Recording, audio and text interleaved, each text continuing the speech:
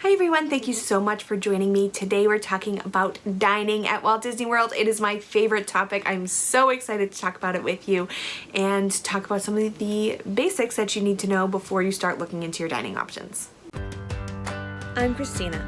I'm a traveler, a planner, and most importantly, a mom. I'm sharing my best tips to make traveling as a family a little less stressful. So put down your phone, pack your bags, and let's showcase the world.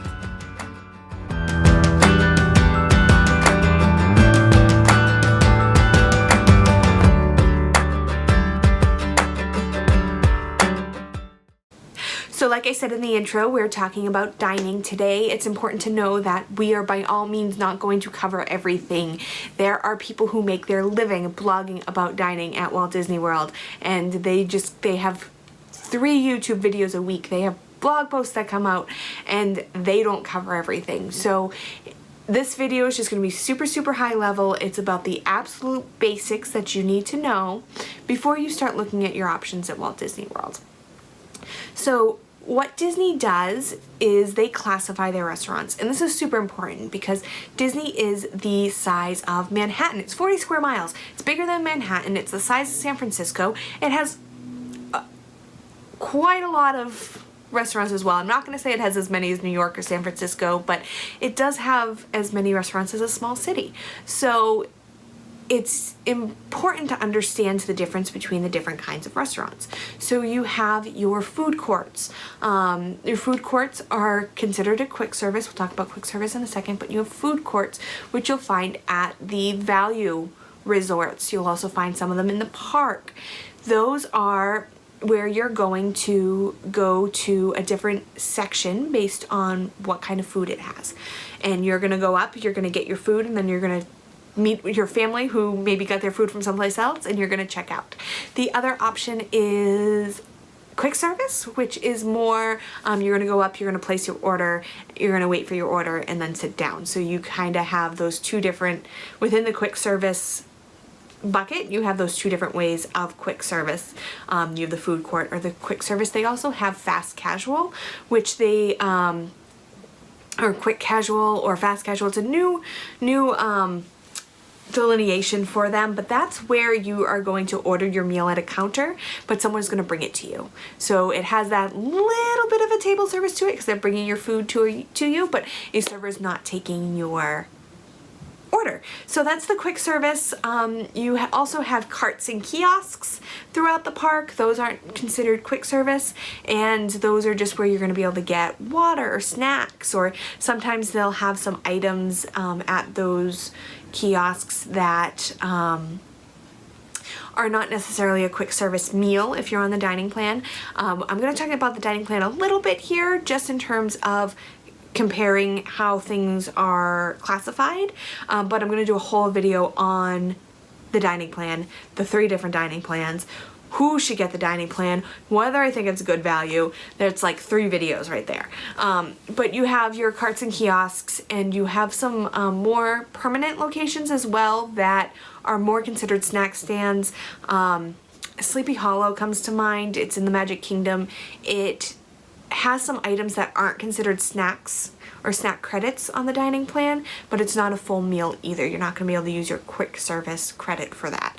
I know I'm talking a lot about dining plan and credits, but that kind of is how they classify it, and then once you understand the classifications, whether or not you use the dining plan, that's just a good way to think about it. So those are your quick service locations. You also have your table service locations, so those are important to note. Quick service versus table service. Quick service has the fast casual, the quick service, and the food courts that are all underneath that bucket. And then you have the table service, which you have buffets, traditional restaurants, and signature dining. So in terms of buffets, pretty self-explanatory. They're a buffet, but they are considered table service. You do have a server who comes to your table, takes your drink order, explains to you what's on the buffet. So there's also family style. You can get family style meals, so they'll won't necessarily give you a choice of your entree from the menu, but they have a set menu and they'll bring it to you. There's prefixed menus where you have a menu where you can pick from a small list of 3 or 4 different appetizers, you pick one, or 3 or 4 entrees, you pick one, and then dessert, you pick one. So you get that prefix menu, you say, I want this, this, and this, off of that very limited menu that's considered prefixed.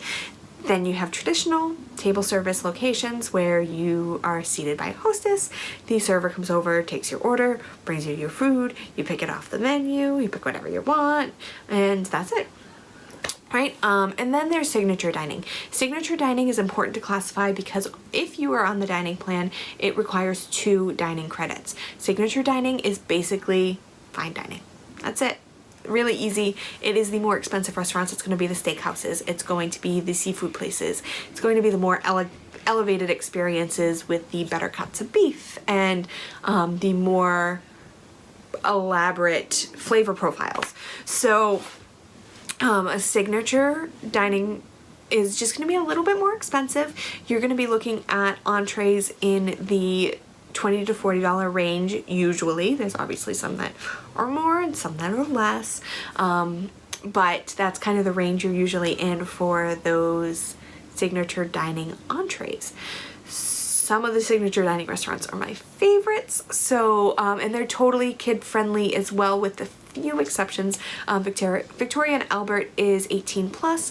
Then there are a few that you might want to consider your children's behavior before you bring them in. You don't want to feel uncomfortable, but for the most part, even if it is a signature dining restaurant, kids are more than welcome, especially Cinderella's Royal Table. That is all kids. It's a character meal. It's just 2 dining credits. So I'm talking about credits. That's the Disney Dining Plan. The Disney Dining Plan is basically a way to prepay for your meals. So it's not all-inclusive, but it's as close to all-inclusive as you can get. And you have your choice of 3 plans. I'm going to go through those in a different video, but you get your credits in a bucket, and you're able to use those credits throughout your stay. A big part of the dining plan, again, is the snack credits. You can use those on bottles of water. You can use them at the food booths at Epcot, or you can just pay for your snacks out of pocket. That's an option too. So there's tons and tons and tons of options in terms of where you're going to eat. They have at each resort, which there's almost 30 now, that includes the DVC resort, so it's a little bit of a cop-out, but at all of the resorts, we'll cut it down to 20. At the 20 resorts, you have at least a quick service location at every single resort. You also have a table service option at all of the most of the moderate resorts. So if you're in a moderate resort, you have a quick service and a table service, with one exception. And then with the deluxe resorts, you usually have a quick service, a table service, a signature dining, and a character meal. That's not all of them, but that is most of them. They'll all have, again, the quick service and the table service. They may have a character meal or a signature. Some have both. So that's just at your resort. And then in the theme parks, you have all sorts of options as well. You have at least half a dozen quick service options, at least half a dozen table service options, and at least 1 signature dining experience in each park. Epcot has a ton of dining options. Almost all of the countries have their own food service location, whether or not that is a quick service or table service or both, or there's multiple of both. Italy has 2 table service, France has 2 table service, Mexico has 2 table service, so lots of options in Epcot.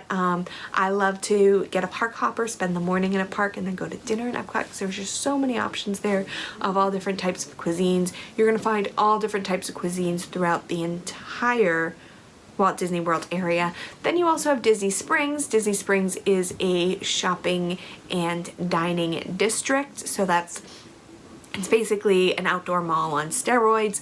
Wonderful, wonderful dining experiences there as well.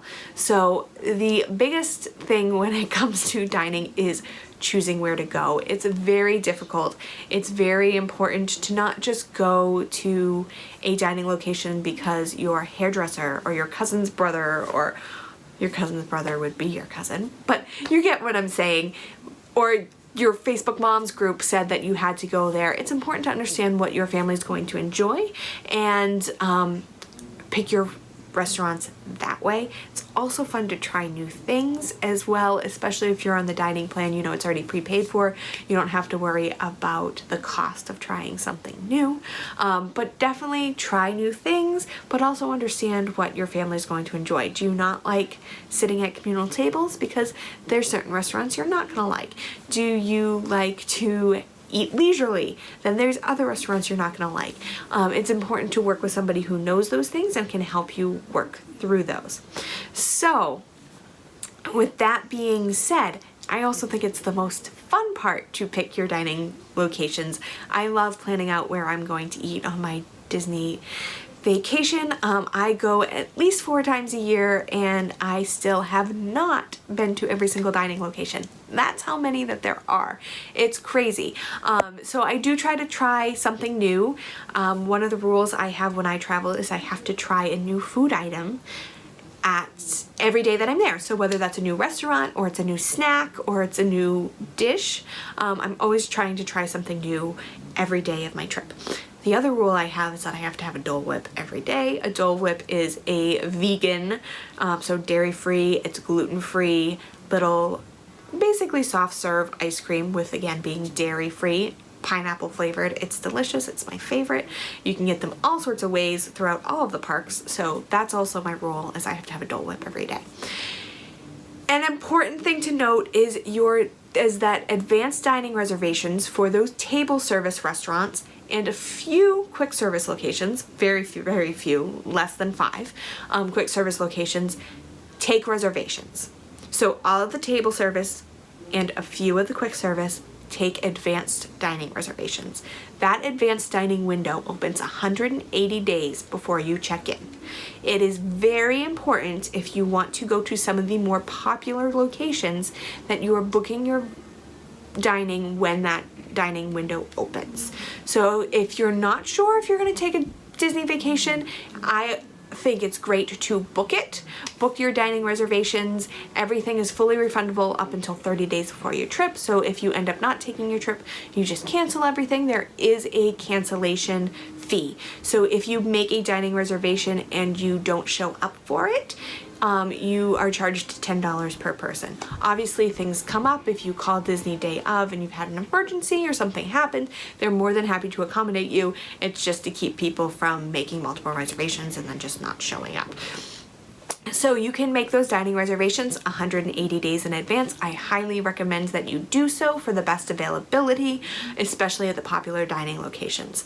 If you are planning a last-minute trip, do not worry. You can still have a great time. You can still get some great dining reservations. Some of my favorite dining locations at Walt Disney World, I'm able to get same-day reservations for because they're just little hidden gems.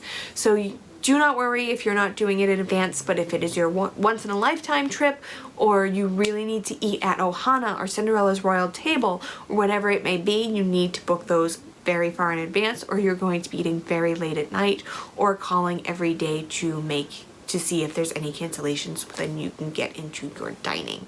I hope that made sense. That is a high-level overview of the dining. I'm going to get more in depth into all of these things. I'm going to talk about the dining plan. I'm going to talk about great alternatives to that popular dining if you are planning a last-minute trip or weren't able to get those reservations. All sorts of things. I'm going to talk about my favorite destinations, so make sure you're subscribed to the channel so you get notifications when those go live. I hope this was helpful, and I hope you guys explore the world together. Need help planning your next family vacation? Visit us at showcasetheworld.com to request a quote or schedule a free vacation consultation. Want more great travel tips? You'll find those there too.